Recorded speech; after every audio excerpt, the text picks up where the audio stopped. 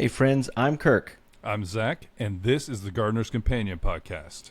Each week we will have gardening tips Potential pitfalls to avoid. and a community where we can share, learn, and have fun growing together. And this week we're going to talk about seasonality and fertilizer. Two very, very important things for every single gardener. And I guess the first thing we start with is the cold hardiness zone, because that's kind of the first step to figuring out what, when, and how you should plant your plants. Yeah, it's your starting point because we get this question an absolute ton at the shop. So basically, what plants can I plant when? And I get that it's a big question and a small question at the same time. But yeah, you have to start somewhere. And like Kirk said, the cold hardiness zone is a great way to begin to understand kind of your specific seasons. Yeah, and Google defines cold hardiness zone, actually Wikipedia, as a cold hardiness zone is a geographic area defined as having a certain average annual minimum temperature. So basically you're getting the idea of what the average lowest temperature that your area is going to get to. So you know when your last frost is, or you know when your first frost is, so that you know when you should be planting and when you should be finishing up on things. Yeah, in the end, that's the most important thing, I'd say. If you have any kind of warm temperatures, there's something you can grow. If it is freezing outside, you are very, very limited. So that's all it's based on. Here in Central Florida, where Kirk and I are, we are looking at a 9B. I believe that's actually shifted a little bit from where it used to be. I think they used to call it just a 9, and they've since modified it a little bit. What that comes down to is we don't get cold very often, as you would expect from Florida. But if you know that, then you can then go in and kind of figure out what you can grow when. I will also throw out that once you know your cold hardiness zone, almost, and I believe it is every state, I think it's actually a requirement. Every state has a land grant school that basically is in charge of kind of this essentially government partnership for agriculture. In Florida, for example, ours is the University of Florida, and the University of Florida has an absolute ton of resources that are very specific to our region. And so that's going to apply to anybody who's not in the state of Florida as well. There almost assuredly is a school that has a wide variety of resources available for you that are going to be tailored to your specific environment.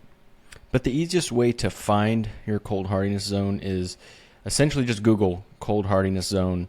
It'll come up with the USDA link, and all you do is you put your zip code in there, and it will tell you what zone you are in. Like Zach said, we are in zone 9B. We've had a lot of customers that come into the shop, and they have just moved to Florida. We get a lot of transplants in Florida, no pun intended. A lot of people that move here from up north. And so they assume, because of where they came from, that you grow all of your crops in the summer, which is very opposite of what you do in Florida. The only time you really don't grow too much in Florida is during the summer, because the pressures from heat, from too much rain, and from pests are just through the roof. There are some things you can grow, but they are very specific, and there's not a large variety. One of the things that I wanted to do, and I just thought it was a nice thing to do to kind of have a little bit of idea of what we mean and how what the big differences are, is to kind of contrast our zone 9B with something closer to like New York, New Jersey, which is like close to zone 5. The growing days 9B are approximately 300 days. So essentially almost all year round. It's only about 2 months in the summer where you can't grow. And in contrast, zone 5 has 150 days of growing time. There you go. Yeah, so almost double, or pretty much double, exactly double. So it really does show you just how warm it is down here. And like Kirk said, we get people from up north who come down here. For anybody in Florida, when it hits like May in other places in the United States, then people are excited about growing things. They're not like kind of trying to brace themselves for what's coming and try and not die out in the heat. So they are used to, when May hits and it gets nice and sunny outside, tomatoes, all of their veggies, their garden's full swing. And so we have these people come in and talk to us, and they're like, okay, so now it's time to grow everything, right? We're like, wrong. You can grow 3 things and that's it. And you need other than that, just brace yourself for a really hot summer. Yeah, and I don't know who wants to be in their garden in the middle of Florida summer, because it is oppressive. It is not fun to be outside during that time. I love working outside, but that is the only time of year that I'm like, I just don't want to even go outside. Get me in the AC and keep me in there. I view it as a purge. I view it as this time each year where you can kind of purge yourself of, I mean, mostly of water, mostly of any water that's currently in your body. It's a detox, a natural detox anytime you go outside. Yeah, and I guess to be completely clear, if you would like to grow during the summer, all you need to do is look for things that are tropical crops, because tropical crops can handle whatever you throw at them, basically heat and humidity wise. We are mostly talking about kind of traditional gardening type plants, and those struggle a little bit when you get the kind of pressure that we get during our summer. There are a few small things that you can do if you live in a colder climate than where we're at to extend your season. A simple one is greenhouses, row covers. There's another thing called cold frames, which is essentially like if you have raised beds, they build essentially it's like a mini greenhouse that you put over your beds. But I think the main thing is to start your seeds inside or start them really early for your season, if your season is that much shorter than ours. Because I did not realize, I get a little jealous sometimes when I'm seeing people start their gardens in the middle of summer when we're ripping ours out of the ground. Now I'm not jealous anymore, because I'm assured that a lot of people are jealous of us to be able to be putting tomatoes in the ground right now when other people are like, all my stuff just died. Yeah, no, Kirk and I have over the past couple weeks literally planted a absolute ton of tomatoes outside, so it is very different. But it's just kind of like give or take. There's good parts to both sides of it. But yeah, we do hit this point where it's just really hard to grow. So yeah, the main thing is find your cold hardiness zone, figure out when the best time to plant the different crops are based off of that. And that's the most important thing. But plant your crops in the season that it is recommended. Yes. I have had so many people, and not just so many people, I've done this myself. Even when I was a commercial farmer, I'm like, hey, no one's growing any pickles in the summer.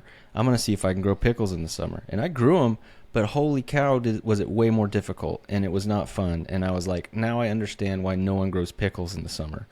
It's because it rains every day, and your disease pressure is so much higher, and then there's so many pests. It's like, why do that? You end up spending more money trying to keep your crop viable than if you do it in the fall and in the spring, which is when you would normally do those kind of crops in this area.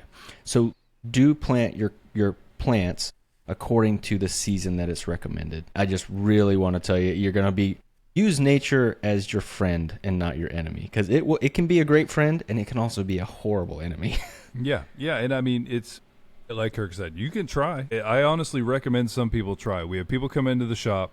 They come in the middle of July, which if you've never been in Florida in July, it's pretty rough outside. They're like, I'm going to grow tomatoes. And we're like, that's going to be tough for you.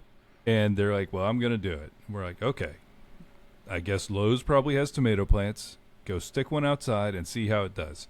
We have had a couple people come back and be like, I have never seen more bugs on one plant in my entire life. And it's like, yeah, that's part of what we're talking about. It just you're setting yourself up for a really hard path if you kind of go against this. Plus side for anybody who does not live in Florida, most of the time a seed packet will be describing kind of your seasonality. For anybody in Florida, if you look at the back of a seed packet, it likely is not describing our seasonality. And so you kind of want to mix it up a little bit. But yeah, so for example, in Florida, instead of having kind of this once it gets warm and until the winter comes back again season, we have kind of two-ish. So as soon as the temperature breaks a little bit, then we're on the clock. We're trying to see how quickly we can start plants and get them in the ground. And then basically that's, I would call it late October-ish, October, November.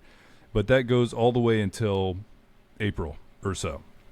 And so in that amount of time, you can kind of do anything that sounds interesting to you. And it's kind of the opposite for everyone else, where when it's frozen outside and they can't grow, that's when they don't have season. When it's nice outside and sunny, they can have a growing season. And to give a little bit more context, like Zach was saying, that seed packets usually aren't describing Florida in particular. Summer squash are to be born, not to be born, not to be planted. Well, born either. Don't bring them into this world. They are not to be planted in Florida summer. It's not. It's not what it means. It's everywhere else this summer. It is not Florida summer. We learned that. I learned that a long time ago, the hard way. But a lot of people will be like, well, why is it called summer squash? I'm like, because it's not talking about Florida summer. Yeah. Squashes are great, and they grow great in Florida in the fall and in the spring. That's when they grow. They do not grow in the summer. So that's a great example of one that you can technically grow in the summer. It's okay. Let's paint you out a picture of a Florida summer day. So we're in mid-May. It's really, really hot, like 100% humidity, 94 degrees outside. You plant your squash. They're going to do okay-ish, but then we also get rampaging storms every single day. And all of those squashes are the most susceptible family I've ever seen to powdery mildew. Yes. And so within 1 week, you will probably be covered in mildew. Yes. And the humidity never going down in the summer is the biggest difference, in my opinion. Even more than the rains, is because the humidity just never lets up. And what do fungus and mold prefer? Warm and humid places. And that's exactly what you get in our summer. It's just always warm or hot, and it's always damp. Yeah, and so warm like and those humid plants place. take forever to dry out, and it's rough. It's rough. Yeah, Florida could be described as a warm and humid place for 3 months out of the year. There's really no other description that would kind of capture what was happening down here. So it's all just something that you can figure out kind of where in your area you're looking at for your grow season. And like I said, take a look for whoever your local school is that has a lot of agricultural kind of like information out there, and they will help you a ton. So I guess, is there anything else you want to say on seasonality, Zach, in particular? I think that mostly covers it. It's really hard to tell everybody everything. Right, exactly. But we wanted to lay out kind of how you can figure out where your seasonality is. Yeah, the main thing that we wanted to highlight is to use the guidelines that you can find for your area, as well as looking at when the crop that you're trying to grow grows best, and what season it grows best in your area, because that is very important. Like I said, use nature as your friend, not your enemy, because it could be a great friend or it could be a really bad enemy. So that brings us to the second part of the discussion, which is a much bigger part of the discussion. There's a lot more to talk about. There's a lot of meat on this bone, and that is fertilizer. Yeah, I would say it's another one of our most popular questions.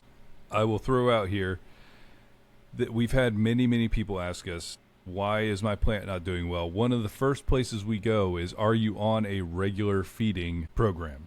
Because I would say this is one of the main things that if people incorporate a fertility program but haven't before, they are going to be shocked and absolutely like so excited about the progress on their growing. I've been surprised by how many people don't realize that their plants need food. Like that they just think they just need water and sunlight. And they will grow with just water and sunlight, but they will not thrive, and they will not produce the way that they can with giving them the fertility that they require, especially in our area. Like, especially if you're trying to grow stuff in the ground here, which we said before, not many people do that. But there's a lot of people when they first move here, they stick all their plants in the ground like they did up north, and they're like, why is everything dying? Why does it look yellow? What's happening? And this ties into a couple of our conversations on this basics here. So, in general, if your soil is super nice, then yeah, it does just need water and sunlight. So that's why people up north get a little bit more leeway there, because it's really rich soil that's full of like nutrition and micronutrients and things like that. In Florida, you get to find out the hard way that your soil is going to play a large part in this, because basically over time, the natural processes that had put food back into the soil, we've been taking a lot, but it hasn't been putting a lot back in. And by we, I just mean all humanity, as we're farming everything and things like that. So we have taken a lot of that fertility out of the land, and so at this point, we have to put some back in. Otherwise, your plants aren't going to grow the way that you think they will. So the first thing that I wanted to highlight, and I'll let me and Zach kind of bounce this from back and forth, is explaining what those three numbers that you see on every fertilizer bag, what they stand for and what they mean. and what those specific elements are important for. It's the three things are N, P, and K. The first one being nitrogen. Nitrogen is super vital for a plant's vegetative growth. That's what makes a plant green. That's what helps it build chlorophyll. That's why a lot of times if you're missing nitrogen, your plant will be yellow. Yeah, the next one on the list is we have phosphorus, and it's very, very important for fruiting and flowering. And so anything that fruits or flowers, which like we talked about before, that can include a cucumber, but anything that's trying to put on a flower and then set fruit needs phosphorus. And then on top of that, it also really helps with your root growth and then also energy transfer within the plant. It's actually in this research, I learned that it had so much to do with root growth. I didn't know that it had a lot. I knew about the flowering. I knew about fruit setting. I didn't know that it helped that much in root growth. So that was interesting. I learned a lot even just doing the research on this episode. The next one, which is the K, so it's the last of those three numbers, is potassium. And this one is one of the most important for fruit production. So think of your tomatoes, your peppers, your cucumbers, your squashes. This is what will give you more of all of those things. It's also an immune system booster for the plant, protecting it from things like disease and giving it resistance to drought and cold. Okay, so now let's talk about how these three numbers are going to be presented to people. I would say the most common place to start is we have lots of times heard, well, I usually just get 10, 10, 10, 10 from 10. Walmart. All that means is that you're at equal parts nitrogen, phosphorus, potassium. That's all that means. It just means that it's kind of across your macronutrients. All three of them are at the same level. So they call that kind of an all-purpose fertilizer. Mm-hmm.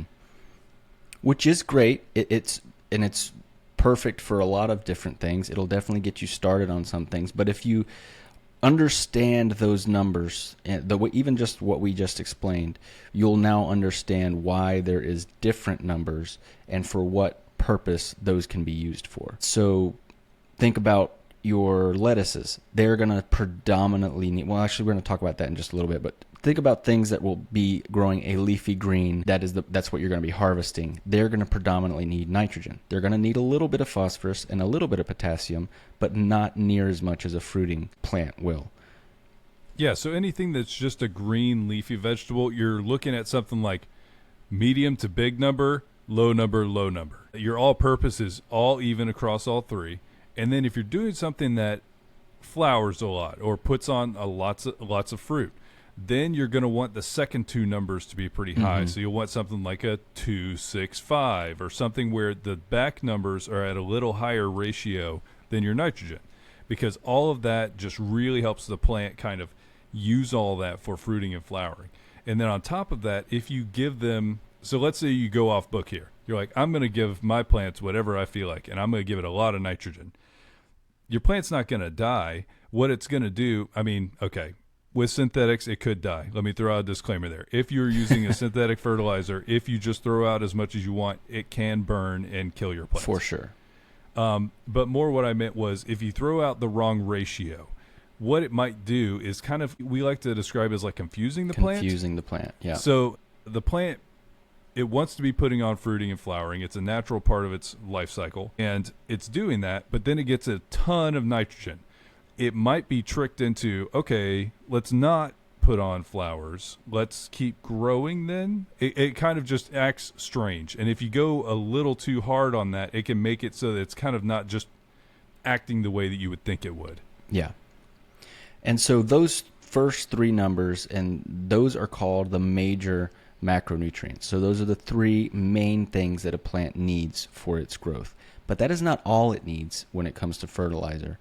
There's a thing called the secondary macronutrients, which are calcium, magnesium, and sulfur. And we're going to kind of explain why those are important.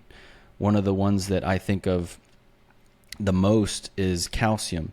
It's very important for building the cell walls and cell structure of a plant. And to give you an example, a practical example, when I was a commercial farmer, I grew a lot of okra. And I remember that if you did not have enough calcium in your plant at the time of picking, you couldn't just snap the okra off of the plant. It would be bendy and it wouldn't snap. You would have to use scissors to cut it off.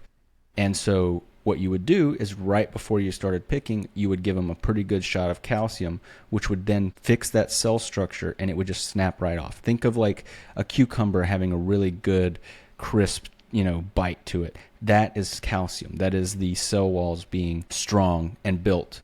And that's kind of a practical visual of that.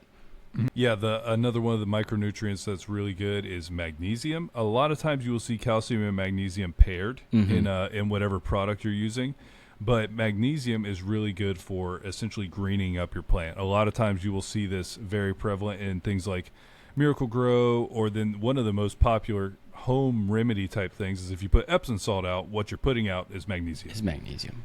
Yeah.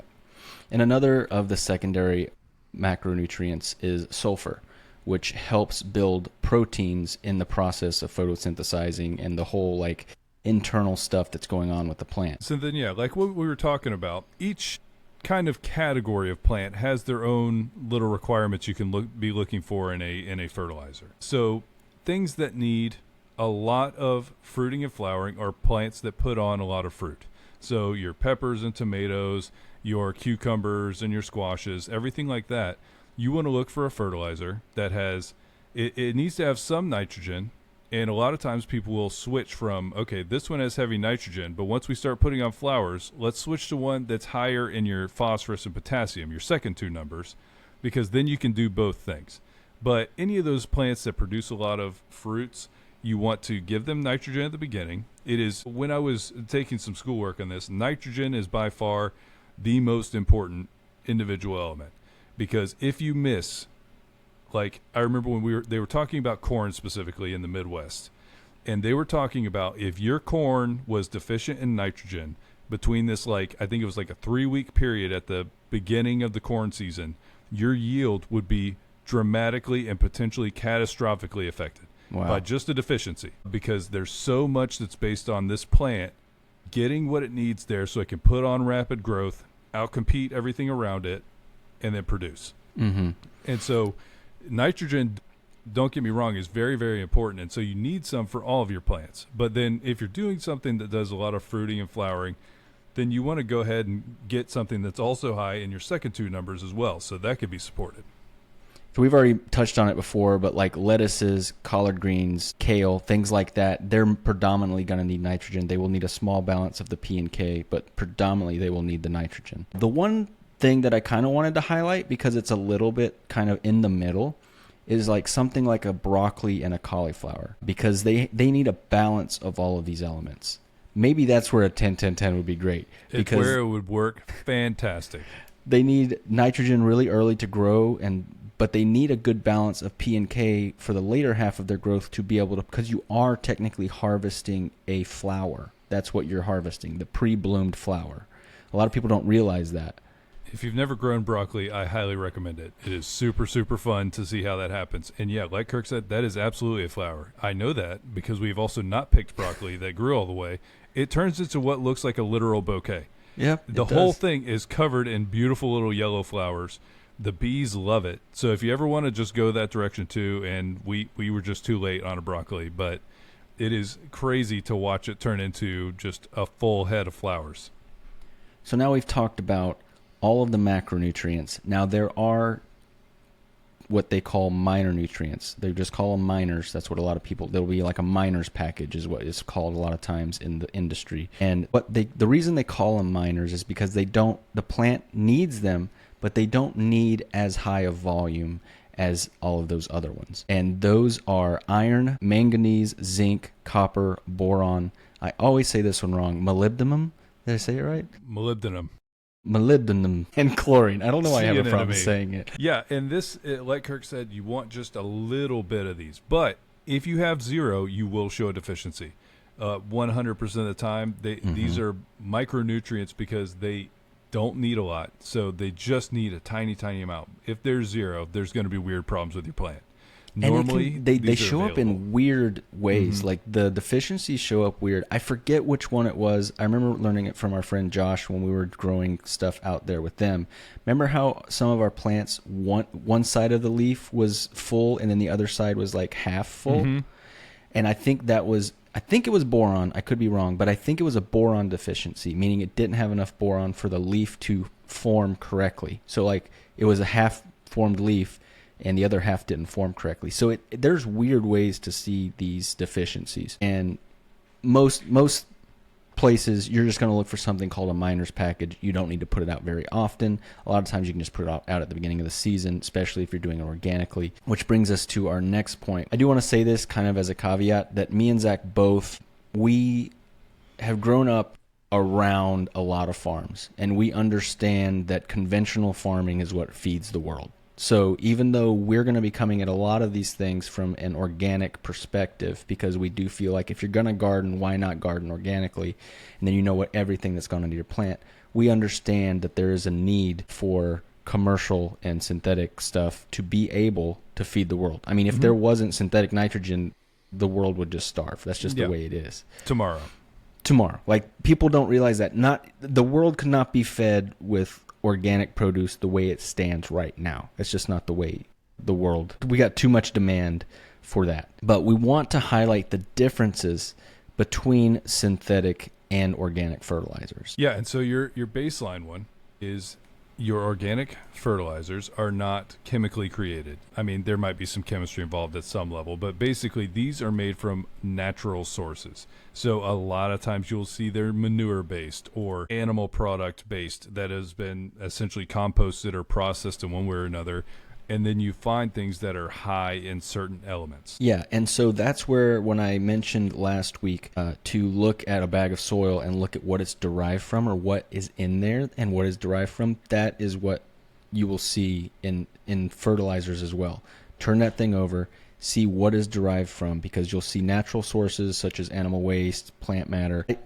Our friend Vikram Baliga, the plant professor, he talked about how maybe plants are really on the top of the food chain because they're all just waiting us out, because they essentially feast on corpses, basically. Yeah. They feed us, but then we feed them. But it is weird because like blood meal, bone meal, all of these different inputs, they're literally derived from corpses of animals.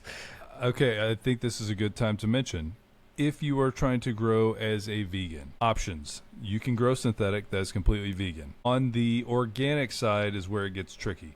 It has gotten better recently. So instead of everything just being animal-based, some plant-based fertilizers have started to come around. You'll see things like soy protein hydrolysate or beet vinasse are both kind of the thing. What they're doing is they are processing plant matter in a way that also will bring out nutrients. So if you are vegan, I will warn you, it's going to be very difficult to be vegan and organic. We found this one out the hard way, trying to help somebody out, but there's ways around it, and you can figure it out. But yeah, you end up spending a lot more money, I will tell you that, because those are, there is a process to the hydrolysate part. There is some chemistry. There's some processes. It's not synthetic per se, but it's definitely a lot more processing than using, a lot of these are going to be used from like a meat packing house's waste. That's what they're we're using the full, that's how they're not going around killing a bunch of animals and grinding their bones up. It's the waste of another process. And so, yeah, you're right. There is not a really, if you're a vegan and you look at the derived from, your heart is going to break. Yeah, it's something I had never considered until we started working at Grace's. But then somebody asked me about vegan organic foods. I was like, ooh, I don't know about that. All of the organic foods are animal byproducts. But like Kirk said, and I mean, where it came from originally, this first kind of started, at least in America. I remember hearing about this in class as well. We started really getting one of our first agricultural booms when cities started happening. Because farmers figured out that if you take all of the horse manure that is currently happening in the cities and you put it out here on the farm, then your plants do a lot better. And so that was kind of one of the original ways we did it. And then you look back at the Native Americans who were burying fish by their crops, and that's still, there's entire product lines that are just mimicking what was learned long time ago. And so that's kind of how it's always been. And we've just figured out it's gotten a lot better. The products are a lot better. They don't reek nearly as bad as they used to. There are some still that are terrible. Kirk has one right now that's really fishy. Oh man, it's called Holy Mackerel, and it works. I did. That is the only organic fertilizer that I've ever killed a plant with because I burned it up. Because I just, I always go ham with organic fertilizers because it's just usually takes a long time to break down. Not that one. It was ready to go, and I burn up some plants pretty bad. But yeah, that one smells. It smells pretty bad. Yeah, we can throw that out too. That's one of the reasons that we like directing home gardeners towards organics as well. The buffer space is so much better. Yeah. So you can, like Kirk was talking about, I don't really know that I've ever measured any of the like kind of dry or powdered products that we carry up at the shop. I kind of just grab a handful of it, throw it out there. It breaks down very, very slowly. And that's the key difference between that from an organic and a synthetic. A synthetic is going straight into the plant. They create a chemical that's exactly what the plant needs. There's no secondary part where a microbe needs to break it down into this one. It is exactly what the plant needs. And so then essentially the plant can overdose. And your plant can take all of that up at once and create really bad problems. Whereas organics, it's kind of implied that you're letting nature take its course too. There's microbes that are helping you transport this into the way the plant needs it. And there's this give and take. It's slower though. So we also like to tell people stay in front if you're gardening organically, because you want this to be in there and ready for the plant. You don't want to have to try and catch up to it. Yeah, I was going to highlight that because, I'm fairly new to the organic growing. I'm a few years in, and so a lot of this has been through trial and error. And coming from a conventional background, you would feed when the plant needed it, whereas because it was immediately available. And I remember the first time we did our organic tomatoes, we were kind of chasing fertility all along because I didn't know that you essentially, like Zach said, you need to be in front of the needs of the plant because they take longer to break down. But one of the things I did want to highlight is that over time, synthetic fertilizers, because most of them are salt-based, they can kind of degrade your soil. So the more you use it, the worse your ground gets. And it's exactly the opposite with organic fertilizers. Almost all organic fertilizers are adding organic matter to your soil, making your soil richer, and it kind of builds on itself. And I'm not saying that you're going to have all the fertility you need after a few years, but it definitely helps build the structure of your soil, whereas synthetics degrades the structure of your soil over time. Yeah, but I would say the last kind of piece of this is if you were looking to find some of this, obviously your big box stores carry it. They've even started carrying organic options. I would highly recommend looking in your area and seeing if you have an organic garden center or a garden center, a small family-owned garden center in your area, because there's a good chance they're going to have a more interesting selection than kind of the broad selection that would be available at a corporate chain. For sure. And speaking of garden center, we need to talk about the garden center that we work at, which is Grace's Garden Center here in Tampa. It's a family-owned business that's been there for almost 40 years. We've had the privilege. We got to know them about 6 or 7 years ago. No, about 5 years ago. And we built a really good relationship with them. Now that we're there full-time, we're able to help customers just like they help customers.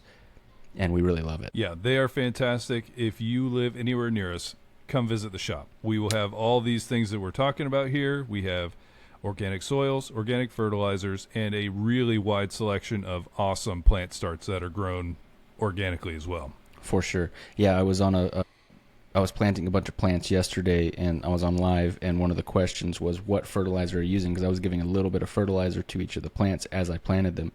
And it was one of the fertilizers from the shop, which is a great fertilizer. It's called Uprising. It's by, who makes that one? Roots Organics. And it's a great organic fertilizer, well-rounded, doesn't burn your plant. And I just really love all of the lines of fertilizers that we have there. Swing by Grace's. If you don't want to look into this anymore and you want to try one out that's really easy, look into Roots Organic, Uprising, Grow and Bloom.